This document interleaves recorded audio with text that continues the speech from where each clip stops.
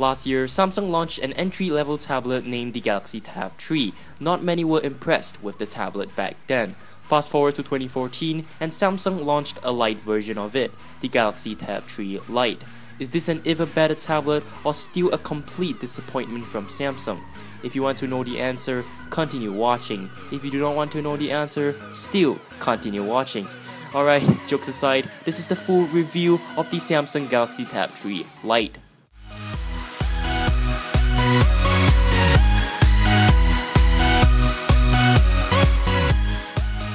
Last year, we had the Galaxy Tab 3. This year, we have the Galaxy Tab 3 Lite. What does this Lite word really means? Well, it suggests that Samsung took back the Galaxy Tab 3 and placed it on a spec and hardware diet.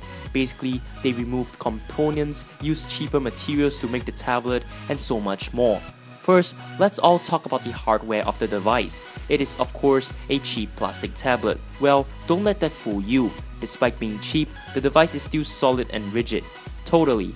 Other than that, Samsung took the brushed aluminum look of the Tab 3 away from the Lite and replaced it with some plastic material that is just simply awful.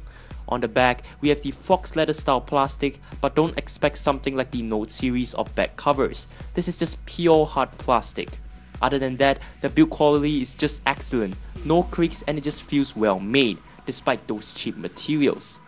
On the front, the device packs in a 7-inch display with a low resolution of 1024 by 600.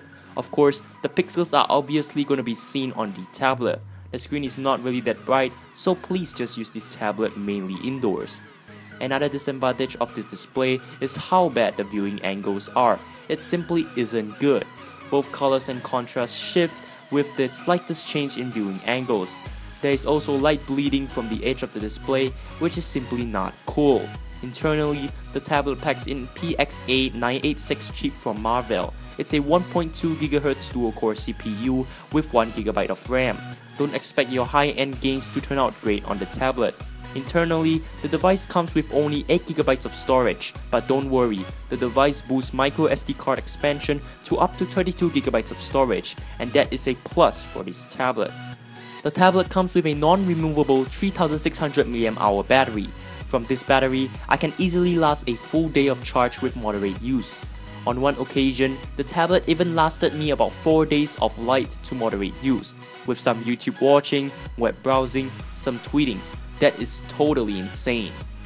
In terms of my experience with this software, obviously you guys should know this tablet packs in the infamous TouchWiz UX on top of Android 4.2.2 Jelly Bean. Well, as you guys know, TouchWiz has the record of being one of the most laggiest launchers of all time.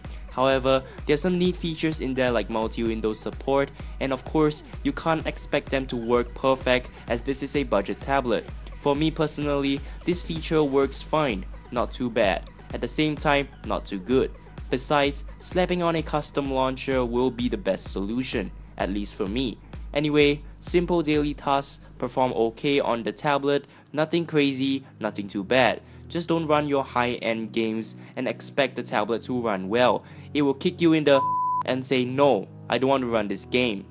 In terms of the camera, Samsung really nailed it.